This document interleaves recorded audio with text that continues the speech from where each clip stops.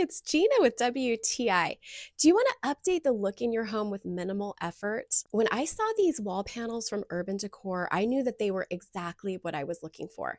For one thing, they're peel and stick. Now, if you've never used that before, you may be wondering, like, is that adhesive really strong? Once you get these placed on your wall, you're going to want to make sure it's exactly where you want it to stay, because they do not remove without a ton of effort. Notice how we took our walls from looking drab to looking absolutely fab.